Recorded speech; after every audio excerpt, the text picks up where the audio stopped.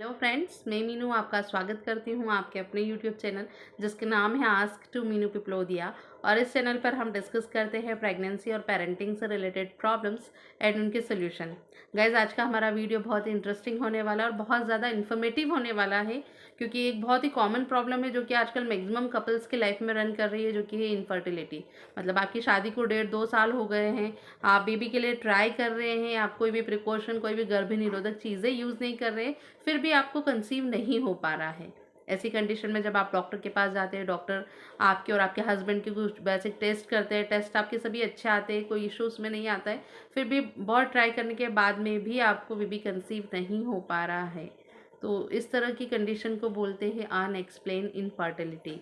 और इसके क्या क्या कॉजेज़ हो सकते हैं, इसका ट्रीटमेंट आपको किस प्रकार से लेना है, आपको अपनी मेंटल, आपको अपनी फिजिकल हेल्थ किस प्रकार से रखनी है, इसी के बारे में आज हम डिस्कस करने वाले हैं। गाइस, वीडियो बहुत ही इंटरेस्टिंग होने वाला है। आप सभी लोगों से मेरी रिक्वेस्ट रहेगी, प्लीज़ आप वीडियो को एंड तक ज़रूर देखिएगा। और अगर वीडियो आपको पसंद आता है तो प्लीज़ आप वीडियो को लाइक कीजिए, शेयर कीजिए एंड चैनल को सब्सक्राइब ज़रूर कीजिए, ताकि इसी तरह के इन्फॉर्मेटिव वीडियोज़ मैं आप लोगों से शेयर करती रहूँ।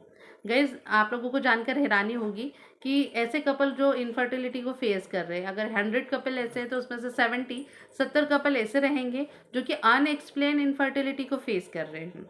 आपकी शादी को 1.5-2 साल हो गए, फिर भी कंसीव आप नहीं कर पा रहे। जब डॉक्टर के पास आप जाते हैं, डॉक्टर आपके, सबसे पहले फीमेल्स की मैं बात करना चाहूँगी, फीमेल्स के कुछ बेसिक टेस्ट करते हैं, जो कि सबसे इम्पॉर्टेंट होता है ओवुलेशन। मतलब आपका ओवुलेशन किस डेट पे हो रहा है, प्रॉपर हो रहा है या नहीं हो रहा है, आपकी ओवरीज एग रिलीज़ कर रही है या नहीं कर रही है, एग रिलीज़ हो रहा है तो प्रॉपर एग रप्चर हो रहा है या नहीं हो रहा है। इसके लिए जो है आपका फॉलिकुलर मॉनिटरिंग की जाती है, आपके कुछ हार्मोन्स टेस्ट किए जाते हैं, जैसे कि थायराइड हो गया और प्रोलैक्टिन हार्मोन्स के टेस्ट हो गए, एमएच टेस्ट हो गया। तो उस तरह से ये सारी चीज़ें, ये सारे टेस्ट किए जाते हैं। सेकंड चीज़, आपका जो यूट्रस है उसका शेप सही है या नहीं है, उसमें कुछ डिफेक्ट तो नहीं है। इस तरह से यूट्रस के लिए टेस्ट किया जाता है, जिससे इसके लिए 3D अल्ट्रासाउंड या अल्ट्रासाउंड किया जा सकता है, राइट। और उसके बाद आता है ट्यूब रिलेटेड कॉजेज़। ट्यूब में आपका कोई डिफेक्ट तो नहीं है, ट्यूब आपकी ब्लॉकेज तो नहीं है, इसे चेक करने के लिए जो है HSG की जाती है। फर्स्टली क्या होता है कि ट्यूब का टेस्ट तभी किया जाता है जब आपका कुछ प्रीवियसली हिस्ट्री रहा हो, प्रीवियसली आपके मिसकैरेज रहे हो, या आपको कुछ ऐसा कोई बड़ा इन्फेक्शन हुआ हो जिससे जो कि इनफर्टिलिटी से रिलेटेड हो, तो इसके लिए फिर ट्यूब का टेस्ट किया जाता है, जो कि HSG होता है। फर्स्ट HSG किया जाता है। अगर HSG में आपकी ट्यूब में कुछ डिफेक्ट आता है, ट्यूब में कुछ ब्लॉकेज आता है, तो फिर आपका लेप्रोस्कोपी किया जाता है। और last but not the least, husband के टेस्ट होते हैं, जो कि सबसे इम्पॉर्टेंट टेस्ट होता है ब्लड टेस्ट, और आपके हस्बैंड के सीमेन मतलब स्पर्म का टेस्ट किया जाता है, तो उसकी क्वालिटी को चेक किया जाता है, राइट। ये सारे टेस्ट करने के बाद में इनमें अगर कोई भी इशू नहीं है, सारे टेस्ट आपके सही हैं, उसके बावजूद अगर आप ट्राई कर रहे हैं और कंसीव नहीं कर पा रहे हैं, तो ये अनएक्सप्लेन इनफर्टिलिटी है। और इस तरह के फेज़ में जब आप रहते हैं, तो इस तरह के कपल्स की लाइफ में 4 मेन रीज़न्स देखने को मिले हैं। हो सकता है पहला रीज़न जो है, सबसे बड़ा रीज़न है, जो कि है लाइफ़स्टाइल। गाइस, अगर आपका लाइफ़स्टाइल सही नहीं है, आपकी लाइफ में बहुत भागा-दौड़ी चल रही है, आपका जो है मतलब बहुत ज़्यादा टेंशन वाली लाइफ चल रही है, और आपके कुछ भी आपकी लाइफ में सही नहीं है, आपका खान-पान सही नहीं है, आपकी स्लीपिंग पैटर्न सही नहीं है, तो आपका ये कॉज़ जो है बहुत ज़्यादा मतलब बहुत ज़्यादा इफ़ेक्ट करता है आपकी फर्टिलिटी को। तो प्लीज़, अगर आप इस फ़ेज़ में हैं तो आप इसके लिए अपना लाइफ़स्टाइल मेंटेन करिए, आप प्रॉपर जो है रेस्ट लें अपनी लाइफ में, आप जो है अपना लाइफ़स्टाइल सही करें, आपका खान-पान सही करें, अपना स्लीपिंग पैटर्न सही करें, प्रॉपर योगा और मेडिटेशन आप करें, तो ये बहुत ही ज़्यादा आपको हेल्प करेगा कंसीव करने के लिए।